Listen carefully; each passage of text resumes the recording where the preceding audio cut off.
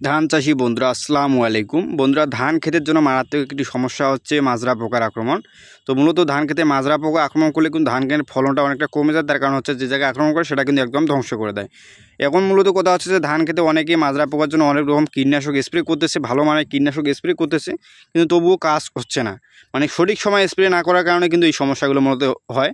তো আজকে আমরা যে বিষয়টি জানবো সেটা হচ্ছে যে কোন সময় বা কীভাবে স্প্রে করলে আমাদের মাজরা পোকা আমরা পুরোপুরি নির্মূল করতে পারবো, পাশাপাশি যে আমরা কীটনাশকটা স্প্রে করব সেটা পুরোপুরি মানে 100% কাজ করবে। তো আজকে আমরা সেটাই জানবো। তো বিস্তারিত জানার জন্য ভিডিওটি শেষ পর্যন্ত দেখবেন, এবং যারা নতুন ভিউয়ার আছেন তারা অবশ্যই আমাদের চ্যানেলটি সাবস্ক্রাইব করে রাখবেন। তো বন্ধুরা, ধান খেতে যে সমস্যাগুলো হয় তার মধ্যে যে মাজরা পোকার আক্রমণটা, এটা কিন্তু মারাত্মক আঘাত ধান করে। এটা কিন্তু প্রথম থেকে যখন আমরা মানে প্রথম অবস্থায় সার প্রয়োগ করি, যখন আমাদের মানে কুশিগুলো বৃদ্ধি পাওয়া শুরু করে, তখন থেকে কিন্তু এই মাজরা পোকার আক্রমণটা শুরু হয়।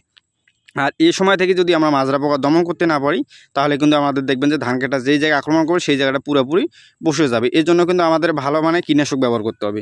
তো অনেক ক্ষেত্রে কী হয়, আমরা ভালো মানের কীটনাশক প্রয়োগ করার পরেও মানে কাজ হয় না।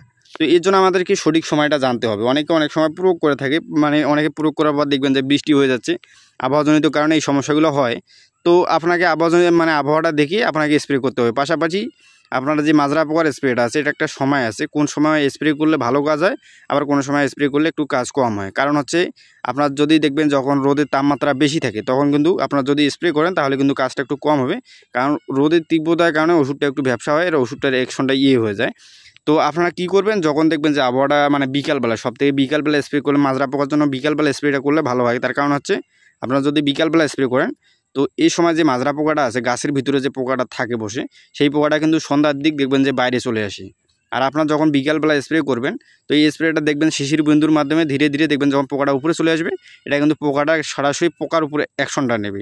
এতে করে হবে কি, আপনার কাজটা খুব দ্রুত হবে, কারণ এই পোকাটা আপনার একদম ওষুধের মানে কাছাকাছি চলে আসবে। তো অনেক সময় আমরা কী করি, দুপুরবেলা বা রোদ যখন বেশি থাকে এই সময় স্প্রেগুলো না করাই ভালো।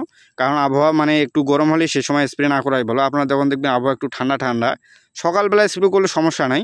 তবে আপনারা সবসময় মাজরা পোকার জন্য যে মানে স্প্রেটা করার সঠিক সময়, সেটা হচ্ছে আপনারা বিকালবেলা বা সন্ধ্যা আগায় করলেও সমস্যা হবে না। কারণ এই সময় একটু আবহাওয়াও ঠান্ডা থাকে, এতে মানে স্প্রে করার সুবিধা হয়। পাশাপাশি আপনার যে ওষুধের যে কার্যকরী ক্ষমতাটা, এটা অনেক ভালো হয়। কারণ এই সময় বুঝতেই পারছেন যে পোকাটা এমনিতেই তার খাদ্য খাওয়ার জন্য এমনিতেই মানে গাছ থেকে উপরে উঠে আসে। এই উপরে উঠে আসার কারণে দেখবেন যে কাজটা তাড়াতাড়ি হয়, এবং আপনার ওষুধের কাজটা অনেক ভালো হয়। তো অনেক বন্ধুরা আর কি মানে কীটনাশক প্রয়োগ করার পরও মাজরা পোকা দমন করতে পারতেছেন না। তো আপনারা ভালো মানের কীটনাশক নিয়ে অবশ্যই মানে বিকালবেলা প্রয়োগ করার চেষ্টা করবেন। এতে করে কিন্তু আপনার কাজটা খুব তাড়াতাড়ি হবে।